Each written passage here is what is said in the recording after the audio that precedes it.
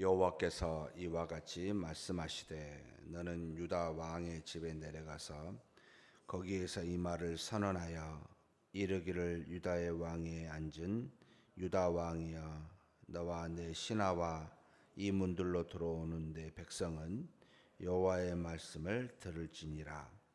여호와께서 이와 같이 말씀하시되 너희가 정의와 공의를 행하여 탈취당한 자를 압박하는 자의 손에서 건지고 이방인과 고아와 과부를 압제하거나 학대하지 말며 이곳에서 무죄한 피를 흘리지 말라.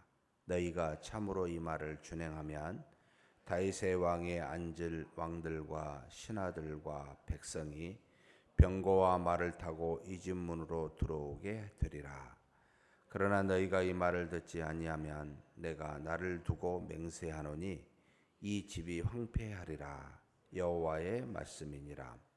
여호와께서 유다 왕의 집에 대하여 이와 같이 말씀하시니라. 내가 내게 길르앗 같고 레바논의 머리이나 내가 반드시 너로 광야와 주민이 없는 성읍을 만들 것이라. 내가 너를 파멸할 자를 준비하리니 그들이 각기 손에 무기를 가지고 내 아름다운 백향목을 찍어 불에 던지리라.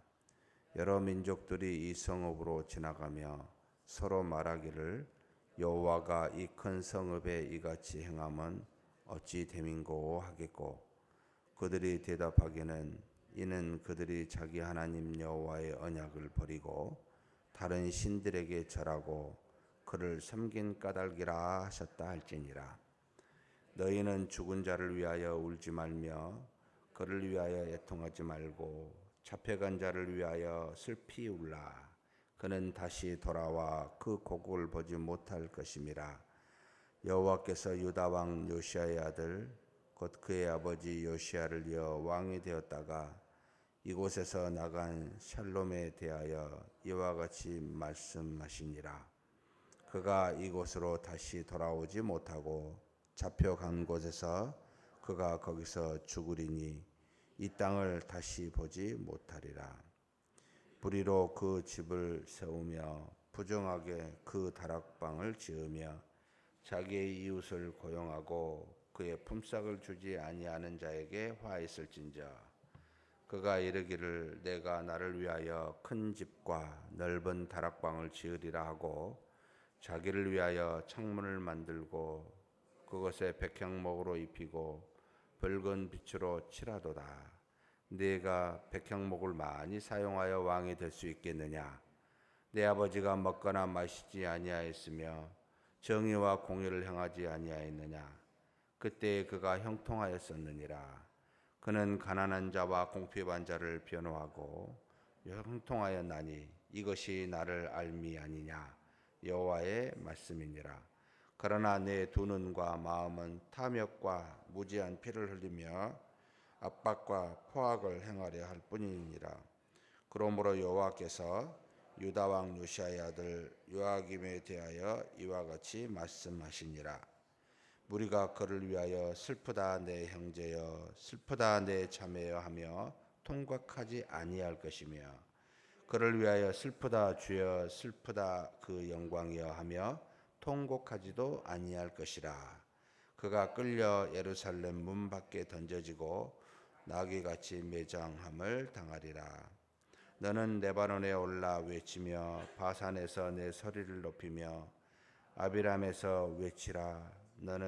이는 너를 사랑하는 자가 다 멸망하였음이라.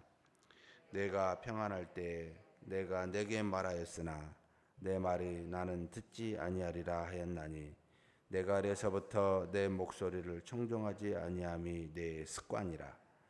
내 목자들은 다 바람에 삼켜질 것이요 너를 사랑하는 자들은 사로잡혀 가리니 그때 내가 반드시 내 모든 악 때문에 수치와 욕을 당하리라.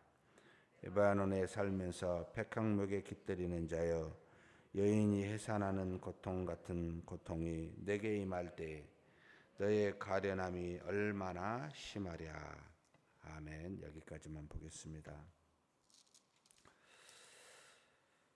하나님께서 이스라엘에 대한 악을 심판하실 때 이제 어떤 그 계층에 따라서 어떤 벌이 올지 징벌이 임할지 굉장히 구체적으로 예레미야를 통해서 말씀해주고 있습니다. 22장에는 먼저 첫 부분에는 유다 왕에 관련된 전체적인 대략적인 걸 하고 그 다음에 이제 17대 왕이었던 여기 샬롬이라는 왕이 있는데 원래 열왕기상에는 요아스라고 나와 있습니다. 그래서 공식적인 것이 요아스 왕. 그 다음 18대 왕인 여호와김에 대한 하나님의 애언이 무엇인지를 말해주고 있고 그 다음에 이제 레바논 것과 같은 그런 어떤 예루살렘 성읍에 있는 백성들이 어떻게 될 것인지를 이야기해주고 있는 내용이 22장에 쓰여져 있는 말씀입니다. 하나님께서 유다 왕 다윗의 왕 위에 따라서 이어진 그 유다 왕위에 앉은 왕들에게 대략적으로 먼저 잘못이 무엇인지를 이야기하고 있습니다. 3절에 보니까 여호와께서 이와 같이 말씀하시되 너희가 정의와 공의를 행하며 탈취당한 자를 압박하는 자의 손에서 건지고 이방인과 과와 과부를 압제하거나 학대하지 말며 이것에서 무죄한 피를 흘리지 말라. 하나님이 백성의 지도자인 왕에게 요청하는 가장 주요한 일입니다. 하나님을 대신해서 백성을 하나님의 도구로서 어떤 다스리는 그와 같은 위치에 있는 백성의 지도자는 항상 정의와 공의를 가지고 백성을 대해야 되는데 정의와 공의가 아닌 힘으로 인간관계로 그것을 사용하게 될 때 이제는 부패하고 타락하게 되지요.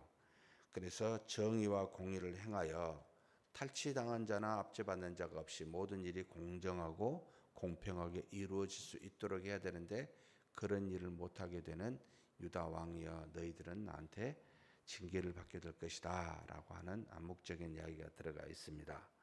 또 그뿐만 아니라 이방인과 고아와 과부를 압제하거나 학대하지 말라. 이것도 지도자의 굉장히 중요한 덕목입니다.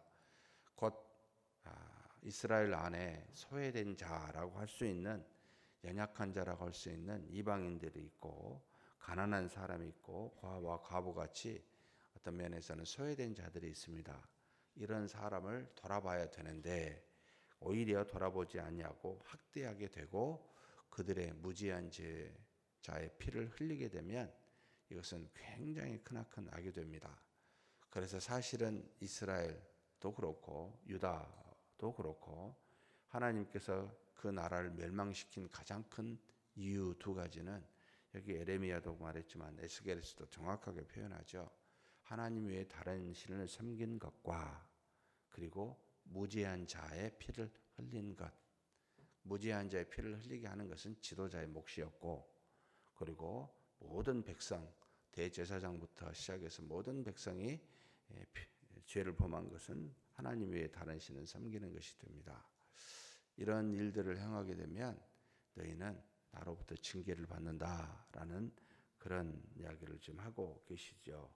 그러면서 이것을 너희가 만약에 행하게 되면 계속해서 너와 너의 신하와 백성들의 타고 다니는 말과 병거가 이 집 문으로 예루살렘 문을 왔다 갔다 하는 형통함이 있게 될 텐데 그렇지 아니하니까 듣지 아니하니까 5절에 하나님께서 내가 나를 두고 맹세하노니 하면서 이 집이 황폐하리라 라고 말씀하고 있습니다. 아무것도 찾을 수 없는 황폐한 집이 되고 마는 그와 같은 일이 일어나게 됩니다. 사랑하는 성도 여러분, 사실 이 말씀은 여기 있는 우리 주의 종들에게 해당되는 말씀입니다. 하나님의 몸된 교회를 섬길 때 그 말씀으로 하나님께서 공의와 정의로 공평하게 행하고 말씀대로 순종하고 그리고 교회 안에 소외되어 있는 여러 사람들을 돌아보게 하는 것이 백성의 지도자 곧 교회의 종이라고 하는 사람들의 몫입니다. 그들이 해야 될 저 같은 사람이 이 일들을 아주 잘해야 될 책임과 의무가 있습니다. 이 부분에서 못하게 되면 우리 교회는 황폐하게 된다 이 뜻이기도 합니다. 사랑하는 성도 여러분, 그렇게 하나하나 지켜봐야 되고 감시하셔야 되고 기도하셔야 됩니다.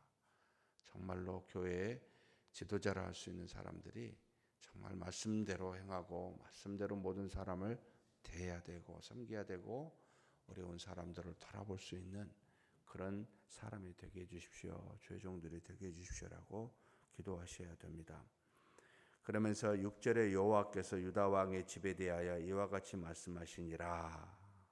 아무튼 왕들에 대한 집에 관련된 말씀입니다. 내가 내게 길앗 같고 레바논의 머리나, 하나님이 이 유다 왕들의 길앗 같고 레바논의 머리라라고 하는 것은, 여러분 길앗이 얼마나 좋은 땅이었습니까? 요단강 동쪽에 루벤 지파, 갓 지파, 므낫세 반 지파가 거기서 자신의 가족들을 남겨두고 이제는 이 가나안 땅을 정복하도록 오기 위해서 그 땅이 너무나 기름졌기 때문에 그랬던 것이죠. 하나님은 유다 왕 너희의 기름진 땅이다.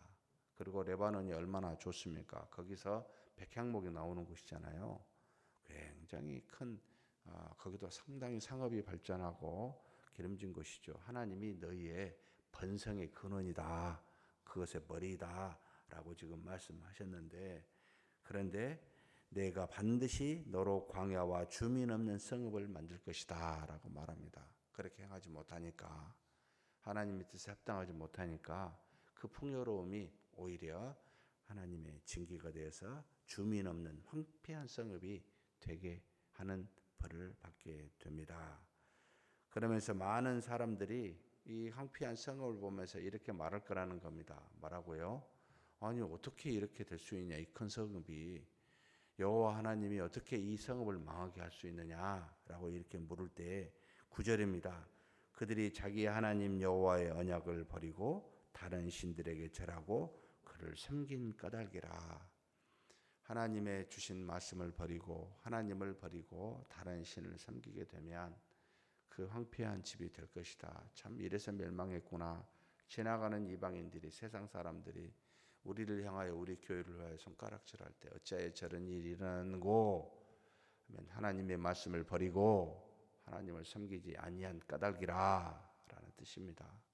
사랑하는 성도 여러분, 다시는 우리 교회가 이런 손가락질을 당하지 않았으면 좋겠습니다. 정말 하나님을 섬기고 하나님이 주신 말씀, 이 언약에 여러분 몰두하셔야 됩니다. 안 그러면 손가락질 또 당합니다. 이제는 그런 역사가 그치야죠. 그러면서 구체적으로 두 왕에 대해서 이야기합니다. 바로 17대 왕 샬롬에 대해서. 샬롬은 유다 왕 요시아의 아들입니다. 얼마나 요시아가 계획을 잘하고 위대한 왕으로, 선한 왕으로 여러분 하나님으로부터 인정을 받았습니까? 그런데 그 아들 일어난 이 샬롬은 3개월밖에 통치를 못합니다. 바로에 의해서, 애굽 왕이죠, 거기에 끌려가게 되고 거기서 죽음을 당하게 되는데, 그에 대해서 너희는 죽은 자를 위하여 울지 말며 그를 위하여 애통하지 말고 잡혀간 자를 위하여 슬피 울라. 그는 다시 돌아와 그 고국을 보지 못할 것임이라. 지금 샬롬에 대해서 이야기하고 있는 겁니다. 그러면서 뒤에 샬롬이라고 말하고 12절에 잡혀간 곳에서 그가 거기서 죽으리니 이 땅을 다시 보지 못하리라. 그런 징벌을, 하나님의 말씀을 어긋나게 순종하지 아니하니까 이런 일이 일어난다는 겁니다. 그 위에 일어난 18대 왕 여호와김에 대해서 요시아의 큰아들입니다. 왕위가 이루어지고 11년 동안 통치하게 되는데, 이 사람도 문제가 심각했습니다. 여호와의 말씀을 일부를 불태운 사람이기도 합니다. 그래서 결국은 여기 19절에 보면 그가 끌려 예루살렘 문 밖에 던져지고 나귀같이 매장을 당하리라. 정말 완전히 그 시체가요, 나귀처럼 사람들로부터 취급을 받아서 밖에서 매장되는 그런 일들이 일어나게 됩니다. 근데 이 사람의 잘못은 무엇입니까? 탐욕이었습니다. 자신을 위하여 큰 집을 짓자, 자신을 위해서 큰 다락방과 큰 창문을 내자, 자신을 위해서 뭔가 통치를, 하나님의 영광과 백성을 위한 통치가 아니라 자신의 사익을 위해서 이 왕위를 하고자 했을 때 결국은 애굽에 의해서 세워졌고 아수르에 의해서 이제 사실은 폐위를 당하고 신화가 되는 그런 치욕을 맛보게 되고 마지막은 나귀처럼 죽는 일이 일어나게 됩니다. 사랑하는 우리 동역자 여러분, 주의 일을 할 때 정말 사욕을 앞세워서는 아니 됩니다. 이것을 버려야 됩니다. 탐욕도 없애야 되고 정의와 공의를 행해야 되고 어려운 자, 힘든 자, 소외된 자를 돌아보는 것이 우리의 몫이다라는 것을 가르쳐주고 있습니다. 그러면서 20절에서부터 우리가 읽었던 23절까지 예루살렘에 대한 탄식입니다. 하나님께서 이 예루살렘 백성에 대해서 어떻게 말씀하셨는고 하니 21절입니다. 같이 한번 읽을까요? 내가 평안할 때 내가 내게 말하였으나 내 말이 나는 듣지 아니하리라 하였나니 내가 어려서부터 내 목소리를 청종하지 아니함이 내 습관이라. 그렇게 하나님께서 수많은 선지자를 종을 보내서 말씀하였건만 언제 보내냐면 평안할 때입니다. 화를 주지 아니할 때 빨리 돌이키라는 것입니다. 그렇게 말씀했어도 뭐라 했죠? 듣지 않습니다. 어려서부터 청종하지 아니함이 습관이 되어 있습니다. 교회를 아무리 많이 다녀도 아무리 주일날 말씀이 외쳐져도 하나님의 말씀이 여러분 밖에 없어서 안에 없어서가 아니고 듣지 않고 청종치 아니하기에 멸망당합니다. 화가 오게 된다는 뜻이지요. 정말 우리가 지금처럼 말씀이 풍성한 적이 어디 있을까? TV 어디 인터넷 TV 틀기만 해도 설교가 쏟아져 나옵니다. 기독교 방송 들어가면 물론 모든 말씀이 다 바르게 들려지진 않습니다만 그래도 말씀이 없다라고 말할 수 없는 시대에 말씀의 홍수와 같은 시대입니다. 그런데 습관이 뭐냐면 이 말을 들어도 판단하고 순종하지 않는 것이 습관이 되어 있습니다. 말씀 위에서 말씀을 재단하고 말씀에 대해서 판별하고 생각하죠. 말씀 밑에서 하나님의 말씀으로 알고 순종하십니까? 정말 말씀이 무섭다는 것을 언제 우리는 알게 될까요? 우리는 사실 몇 번 경험을 했어요. 얼마나 고통스러운지 모릅니다. 그 후유증이 우리 안에 있습니다. 그럼에도 불구하고 습관에 따라 여러분 말씀보다 사람의 말을 사람의 그 수에 대해서 목소리에 대해서 그것이 그리 두렵습니까? 수많은 사람이 뭉쳐가지고 욕하는 것이 그렇게 해서 싸워봤기 때문에 그것이 무서울 수도 있을지 모르지만 훅 불어버리면 사라져버리고 얼마나 오래 갑니까? 그리고 그런 사람이 영원히 삽니까? 아니지 않습니까? 말씀은요 이전에도 있었고 지금도 있고 이후도 있습니다. 변하지 않습니다. 하나님은 예전이나 지금이나 내일이나 한결같이 동일하신 분이십니다. 어찌하여 이걸 알면서도 왜 하나님을 두려워하지 않고 사람의 눈과 말을 두려워할까? 성도들의 판단과 말을 두려워할까? 여러분 정말 우스운 것들입니다. 그냥 허허하고 넘기십시오. 그러나 하나님의 말씀은 그러지 맙시다. 청종하여 순종하십시다. 우리의 습관에 따라 그냥 불순종의 습관에 따라 가지 마시고 방치하게 되면 황폐합니다. 정말 하나님이 뭐라고 이야기하십니까? 해산하는 고통을 갖게 될 거라고. 아픈 일이 오게 된다는 것이지요. 정말 자신을 돌아보아 하나님께 굴복하고 말씀을 청종하는 저와 여러분이 되시길 주의 이름으로 축복합니다. 하나님 아버지 감사합니다. 우리가 이 땅에 살면서 하나님의 백성이 되어 통치함을 받았습니다. 또 하나님의 도구가 되어 유다의 왕과 같이 왕의 자리에 지도자로서 앉은 적도 있습니다. 하나님, 정말 주의 종들이 하나님의 말씀을 가지고 정의와 공의를 베풀며 압제받는 자 이방인들을 하나님이여 돌아보고 또 고아와 과부를 돌아보아 하나님의 은혜가 넘치며 바르게 그렇게 말씀대로 섬기며 사랑하며 갈 수 있는 주의 종들 되게 하여 주옵소서. 그렇지 아니하게 될 때 그 성읍이 황폐해질 것임을 말씀하셨사오니 그래서 하나님 샬롬이나 여호와김과 같이 하나님 이곳에서 죽지 아니하고 이방 땅에서 죽거나 나귀처럼 들에 아버지 매장되는 그런 어리석은 참으로 아픈 그와 같은 일이 없도록 우리 주의 종들을 붙들어 주시고 인도하여 주옵소서. 무엇보다도 사심을 갖지 아니하고 하나님의 뜻을 따라 말씀에 순종하며 있는 대로 그저 하나님의 말씀대로 행하는 자 되게 하여 주옵소서. 주의 백성인 이스라엘 백성들에게 평안할 때 하나님께서 그의 종들을 보내 그 말씀을 청종케 하였음에도 불구하고 어렸을 때부터 습관처럼 그 말씀을 받지 아니하는 불순종의 습관에 놓여 있는지 우리 자신을 돌아보게 하여 주시기를 원합니다.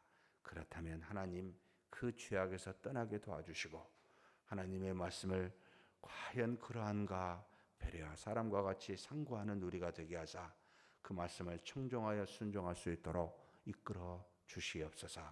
그래서 우리의 삶이 풍성하게 되고 우리의 평강이 끊임없이 이어지게 되사 해산하는 고통을 더 이상 맛보지 아니하는 그런 우리 교회 우리 자신에게 복내려 주시옵소서. 우리 주님 예수님의 이름으로 기도하옵나이다. 아멘.